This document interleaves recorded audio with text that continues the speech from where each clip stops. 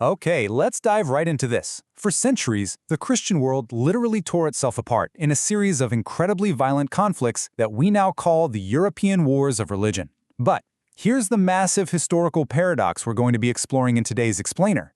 Were the deaths of millions of people actually about faith and theology? Or, was religion just a super convenient emotional mask for something a lot more pragmatic? We're going to unpack the real motives hiding behind all this slaughter and see exactly how these ancient battles essentially built the modern world we're living in right now. To do that, we're going to run a classic 5W1H investigation. So we'll look at the what, when, who, where, how, and why, and then wrap it all up by looking at the Westphalia Resolution. All right, Section 1. What happened and when?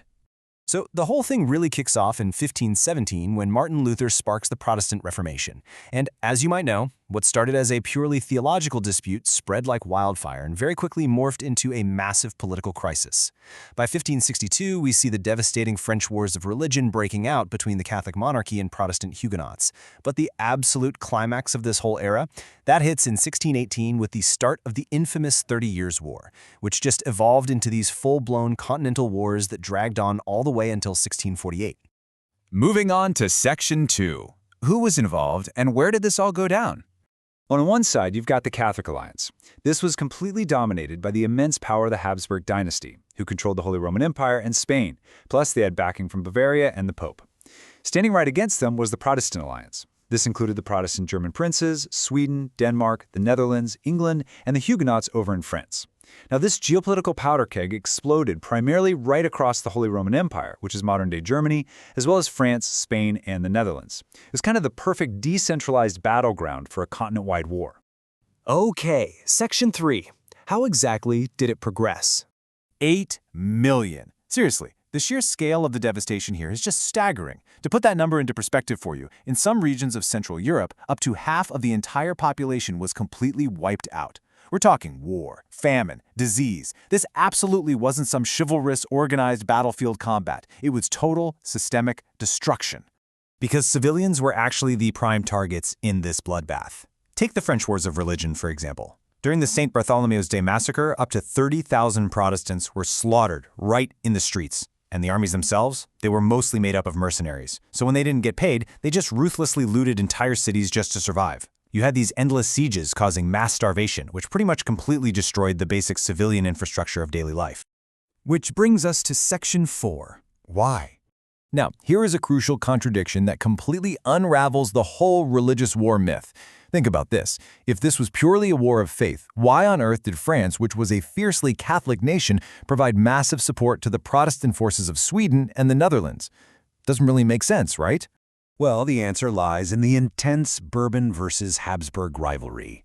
Catholic France, ruled by the Bourbons, looked at the map of Europe and basically realized the Catholic Habsburgs were getting way too powerful.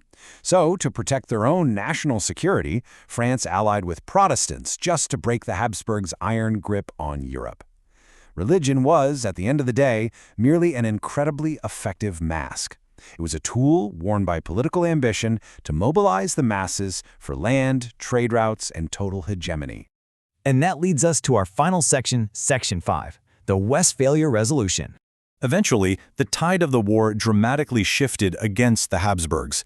The strategic entrance of Sweden into the fight in 1630, and especially France jumping in 1635, ultimately forced all of these totally exhausted European powers to the negotiating table in the cities of Münster and Osnabrück.